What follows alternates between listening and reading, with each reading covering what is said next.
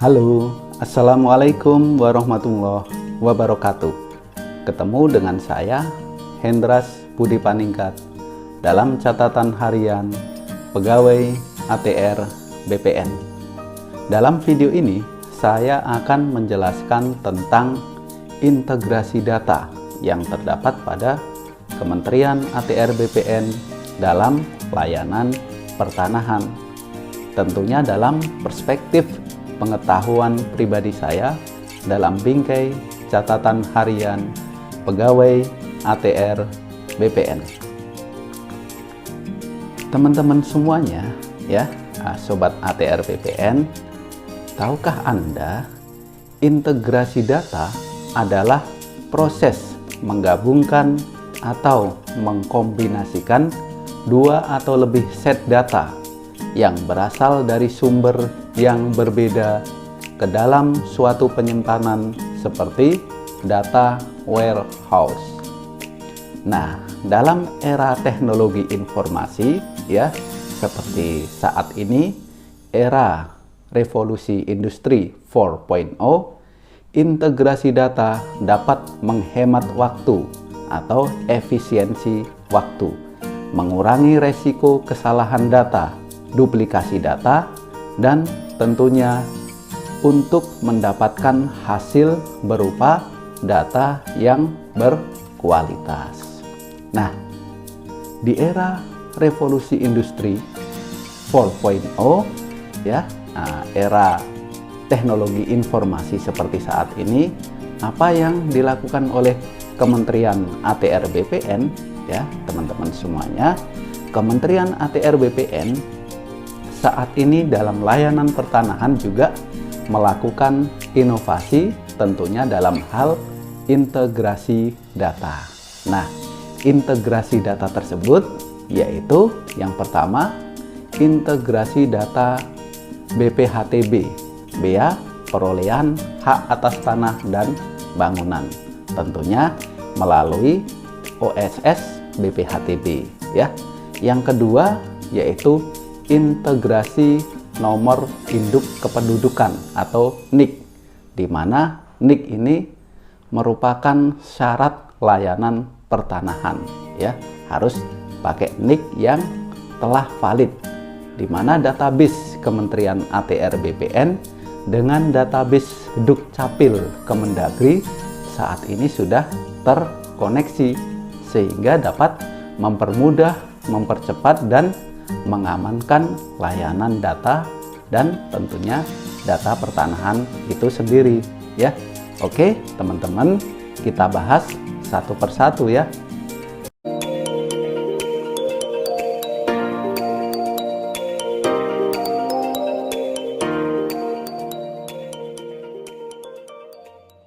Nah, yang pertama adalah integrasi BPHTB ya, di mana integrasi ini dilakukan dengan metode host to host BPHTB. Nah, teman-teman, host to host adalah sistem antar server yang terhubung satu sama lain secara langsung, di mana dalam integrasi BPHTB ini yang dilakukan oleh ATR BPN yaitu secara praktek di lapangan dilakukan antara Badan Pengelola Pajak dan Retribusi Daerah atau dikenal dengan BPP-RD ya, atau Bapenda ya, atau BPP-KAD ataupun SKPD ya, yang ditunjuk untuk menangani BPHTB oleh kabupaten atau kota, tentunya dengan kantor pertanahan ataupun kantor pertanahan kabupaten kota setempat. Jadi di sini sudah terjadi link data ya, link data secara daring ya, teman-teman. Nah, host to host BPHTB ini merupakan layanan terintegrasi antara dua instansi, di mana dilakukan dalam rangka pelayanan secara daring yang bertujuan untuk meningkatkan mutu BPHTB itu sendiri ke masyarakat dan tentunya untuk mengoptimalkan penerimaan BPHTB yang menjadi pendapatan asli daerah atau PAD. Nah, seperti apa sih progres dari integrasi BPHTB yang dilakukan oleh Kementerian ATR BPN ya? Nah, di sini saya sedikit sampaikan informasi berdasarkan data dashboard ya yang ada di statistik di Kementerian ATR BPN. Sampai saat ini, sampai saat video ini dibuat, dari seluruh jumlah satuan kerja ya kantor pertanahan di kabupaten ataupun kota yang berjumlah sebanyak 485 satker, diketahui terdapat 428 satker telah melakukan integrasi data BPHTB dengan pemerintah daerah setempat. Nah, sedangkan satker yang belum melakukan integrasi data BPHTB sebanyak 57 satker ya sampai saat ini ya. Dan ini diupayakan seluruh kantor pertanahan akan melakukan integrasi data BPHTB dalam layanan pertanahan yang dilaksanakannya. Nanti arah ke depannya, proyeksi ke depannya, semua kantor pertanahan insya Allah akan melakukan integrasi BPHTB. Nah, teman-teman, berikut ini juga sedikit informasi mengenai data satuan kerja kantor pertanahan yang melaksanakan integrasi data BPHTB ya, dimana di sini di Provinsi Aceh, Provinsi Riau, Provinsi Jambi, Lampung, DKI Jakarta, Jawa Barat, Jawa Tengah, Jawa Timur, Daerah Istimewa Yogyakarta, seluruh satuan kerja kantor-kantor pertanahan sudah melakukan integrasi data BPHTB atau kantor pertanahannya sudah online. Nah, di sini di kolom ini ada beberapa kantor pertanahan yang belum online. Misalnya di Sumatera Barat ada 3 kantor pertanahan masih offline, belum melakukan integrasi data BPHTB. Termasuk di Provinsi Bengkulu ada 2 juga ya. Nah, next ke wilayah Indonesia Timur ya. Di sini di Provinsi Sulawesi Selatan ya. Terus di Sulawesi Barat ya. Nah, ini juga sudah melakukan integrasi data BPHTB. Nah, di Sulawesi Tenggara ya, di provinsi tempat saya bertugas, terdapat 13 kantor pertanahan yang sudah online dan masih ada 4 kantor pertanahan masih offline belum melakukan integrasi BPHTB. Lalu di Provinsi Nusa Tenggara Timur ada 10 kantor yang online, 12 masih offline. Lalu ke timur lagi ke Provinsi Papua, 5 kantor pertanahan sudah online, 7 masih offline belum melakukan integrasi BPHTB. Dengan total jumlah ya seperti yang saya sampaikan tadi ya, sesuai data pada saat video ini dibuat, yaitu 428 kantor pertanahan se-Indonesia sudah online, sudah melakukan integrasi data BPHTB. Nah, tinggal 57 lagi yang akan menyusul ya, dan ini proyeksinya akan dikerjakan secepatnya. Nah, teman-teman, yang kedua yaitu integrasi NIK ya dalam layanan pertanahan. Nah, sebelum membahas integrasi NIK, di sini saya akan coba menginformasikan kepada teman-teman nomor induk kependudukan atau NIK adalah nomor identitas penduduk yang bersifat unik atau khas, tunggal dan melekat pada seseorang yang terdaftar sebagai penduduk Indonesia. NIK tersebut berlaku seumur hidup dan selamanya, yang diberikan oleh pemerintah dan diterbitkan oleh instansi pelaksana kepada setiap penduduk setelah dilakukan pencatatan biodata. Pemberian NIK tersebut sudah dilakukan secara komputerisasi. Nah, hal ini diatur dalam Undang-Undang Nomor 24 Tahun 2013 tentang perubahan atas Undang-Undang Nomor 23 Tahun 2006 tentang administrasi kependudukan. Nah, itu sekedar informasi aja ya. Nah, selanjutnya dengan adanya NIK yang sudah terkomputerisasi tersebut, Kementerian ATR BPN telah melakukan integrasi data NIK dalam layanan pertanahan yang dilakukan dengan terkoneksinya aplikasi komputerisasi kegiatan pertanahan atau KKP dengan database NIK di Dukcapil by Kemendagri. Nah, integrasi data NIK yang dilakukan oleh Kementerian ATR BPN ya, kalau tidak salah dilaksanakan pada tahun 2013, tidak lama setelah program eKTP yang dilaksanakan di Ditjen Dukcapil Kemendagri juga mulai dicanangkan, mulai dilaksanakan. Nah, mungkin teman-teman masih ingat ketika dulu melakukan entry data di KKP tahun-tahun 2013 ya, masih KKP versi 1. Nah, itu ada cek NIK Kemendagri. Nah, itu saya juga masih ingat, nah, kira-kira tahun 2013. Nah, bagaimana integrasi NIK dalam layanan pertanahan yang terjadi saat ini ya? Nah, perlu diketahui juga teman-teman, saat ini seluruh layanan pertanahan sudah menggunakan integrasi data NIK dan harus valid data NIK tersebut ya. Jadi di sini saya ingatkan kepada teman-teman semuanya pengguna layanan pertanahan ya, jangan marah-marah dulu ya, jangan merasa jengkel, jangan merasa dipersulit ketika ada petugas loket di kantor pertanahan atau petugas verifikator berkas meminta Anda untuk melakukan validasi NIK Anda di Dukcapil terlebih dahulu.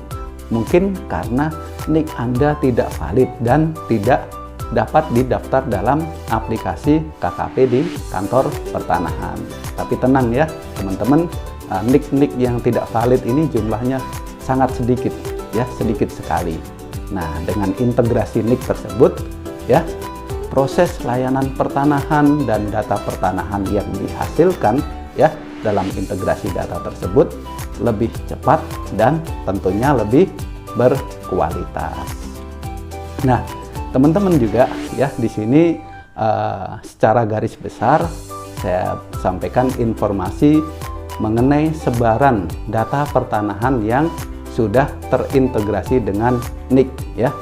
Nah, berdasarkan data yang ada ya, sampai video ini dibuat ya, di mana jumlah bidang tanah yang terdaftar ya, yang sudah bersertifikat yaitu sebanyak 77.468.992 bidang, dan ini nanti akan terus bertambah ya.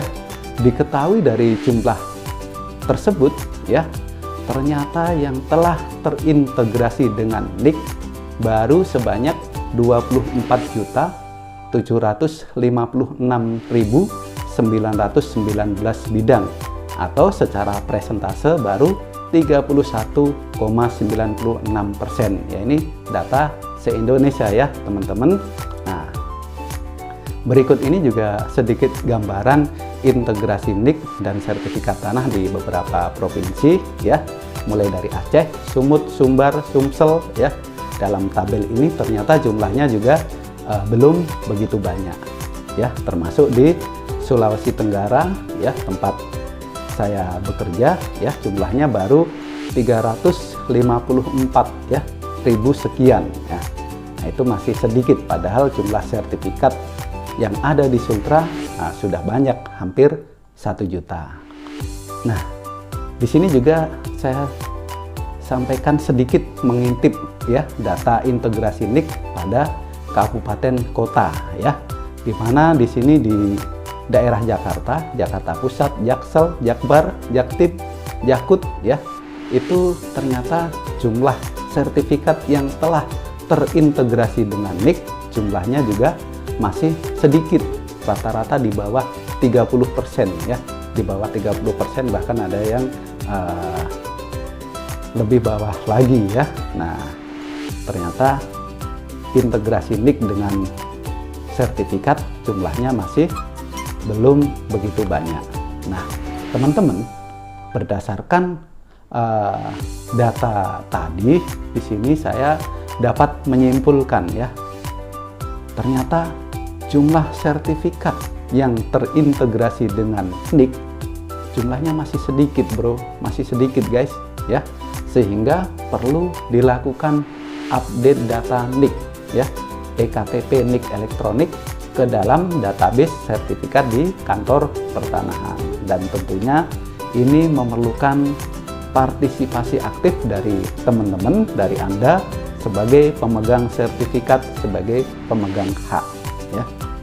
Nah, kesimpulan berikutnya ya, lalu bagaimana sih indikator atau parameter sertifikat kita telah terintegrasi data NIK-nya dengan sertifikat kita? Parameternya seperti apa? Nah, di sini saya sampaikan Anda dapat mengecek atau dapat melihat dalam aplikasi Sentuh Tanahku. Tentunya download dulu, install aplikasi Sentuh Tanahku, lalu verifikasi akun Anda ya. Setelah terverifikasi, kemudian Anda masuk dalam aplikasi, pilih fitur sertifikat saya. Jika sertifikat Anda sudah muncul ya, maka sertifikat tanah Anda telah terintegrasi dengan NIK Anda ya. Karena banyak ini sertifikat Anda dicari dalam fitur lokasi bidang sudah ada, tetapi tidak muncul dalam sertifikat saya ya, dengan NIK Anda. Karena waktu verifikasi akun Anda juga diwajibkan untuk menginput data NIK Anda. Nah ini sangat penting ya, usahakan teman-teman semuanya, ayo dicari sertifikatnya ya, karena ini tanah ya. Saat ini banyak kejahatan pertanahan ya yang terjadi. Nah, ayo kita jaga tanah kita secara fisik, jaga tanah kita secara data ya, salah satunya dengan melakukan update data, melakukan upaya agar bidang tanah kita, sertifikat tanah kita ada dalam genggaman kita, ada dalam smartphone kita ya. Dengan demikian sertifikat Anda bisa Anda kontrol ketika sertifikat Anda sudah terintegrasi NIK-nya dengan sertifikat Anda. Nah, kalau sudah, saya ucapkan selamat ya kalau sudah terintegrasi, karena dengan demikian sudah mampu mengamankan data Anda, mampu untuk menghindari dari tindak kejahatan ataupun mafia tanah, dan tentunya apa? Tentunya akan mempermudah layanan derivatif berikutnya. Nah ini ada mungkin pertanyaan, bagaimana Pak kalau sertifikat tanah tersebut subjek haknya badan hukum, bukan perorangan yang memiliki NIK, integrasi datanya seperti apa? Nah ini saya belum bisa memberikan jawaban dan informasi ya. Mungkin nanti integrasi datanya melalui NIB ya, nomor induk berusaha. Di mana NIB itu merupakan identitas pelaku usaha yang diterbitkan oleh lembaga OSS. Mungkin kayaknya begitu, karena lembaga OSS juga baru, atau mungkin menggunakan parameter lain. Nah ini insya Allah juga telah dipikirkan oleh Kementerian ATR BPN di pusat. Kata kuncinya, pesan saya, jaga bidang tanah Anda secara fisik, pasang tanda batasnya ya, pelihara tanda batasnya, dikerjakan secara aktif ya, jangan diterlantarkan. Lalu jaga bidang tanah Anda secara data di kantor pertanahan setempat. Oke, sekian dari saya. Terima kasih. Jangan lupa like, comment, share, and subscribe ya, biar channel ini tetap semangat dan berkembang. Saya Hendras Budi Paningkat. Terima kasih. Assalamualaikum warahmatullahi wabarakatuh.